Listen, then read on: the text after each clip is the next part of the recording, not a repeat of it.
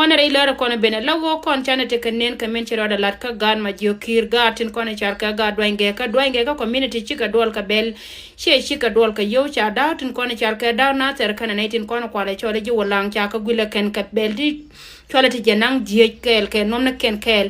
chika bene lago cha da cha ka ben gwile ken lan mo gwa longa men cha la de youth kono char ka youth gan dwange ka ko ken cha community den cha je ben gwile ken ka chika ben gwana na te ka tina lago ken cha kon cha je no nga ken ta lo mi di longa lawo yene kono biana me be yene jambarar ka kuiko jo yende algo chwar je bidi udong ci ga dwange ka cha kona mo cha je ka ba kan kula kon chene mi la kon le na dwanga ne ke dunu go ci community cha la community ga dwan ken cha tit ken cha ka ma da ken ko ken pan ken cha ga cha ka gwila ken gwana na cha ka datin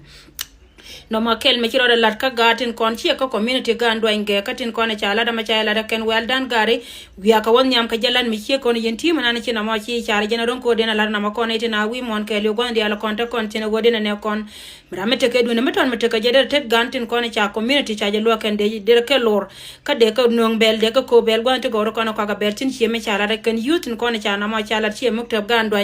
tin cha la da ken jen pe ka men gor kon na ma go dena lat ba go yugan nga yene go yugan chi ne cha da bala go ken pen ken ne te ka ngwa kan la mar den tit ken misie kana bani kon community ba me chane la de misie kon de na dawdin kon cha da ko lan kan na ser ba de na kan ka ma do kon ke be de lo de no ka kon mi je me cha lu nga wur me chel ke bol mel ka ku ko gore je be population no re be reduce no cha ko me lo no go jen chi ra mara na me de reduce. Thank you so much ga do nge ka community di en cha la ta lo e lon ka wi ga won yam ka jalan misie kon ko mara te di ala kon cha ri ka ku ne kon cha lo man jo ne kana ga di ala kon cha ko ne ken cha kana amana ne tin kono dong cha daw do ri kende cha ga lo kana te duna rebe we ka won nyam ka jala da gwana jen na mo chi loida tes kon community kala da cha la ga do nge ka wi ka won nyam le di lan me di long we gwar le di lan mo gwa long ga do nge ka me lo men chi ala da do ran ko nori mo no go jen chi ma ba paru ere ta kana ko koren chi ater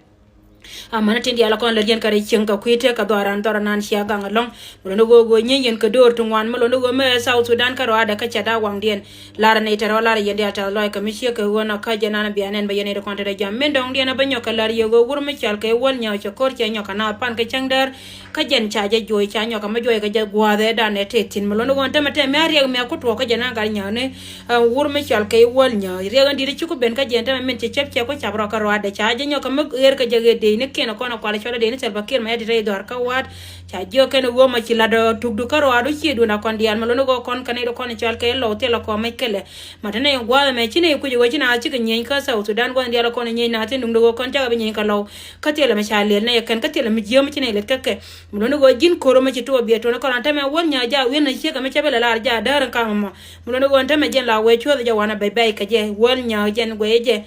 che be nyo re do ar na cha le re do ar gan bor char la go ja rier ka kana cha nyo ka me jo ga ja kama na ma ta me ja ru na kam wat kana ne tin kono kwa le chol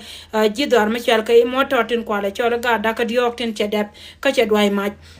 Mano go kore da ne cha ter pan ba cha nyok report ba kan shi amana kono go te ka mal metere de la go tele ne ti ken chi ga jena la go kore che benyo lo tin ka ta de ga la go to na dor hi ba lo ra guru mishal ka e bol mel chi dong cha jo go mu ma jo jore lo ka mano go jin point ba jo ko lo moy ka yo ko ken te kan gwanan ba tele ka salaries so roi mi chi ke go na jena na de gore de la yo go kore cha to pan la ra ne ye la go jen jore nyok mi nyenya kana as ka jen ba cha nyok ma jo ka je jo roi mo jen cha je nyok ma no ga jen ne kon ka lar kel mu go ba nyok no nga ka te dia te pande ko na chi to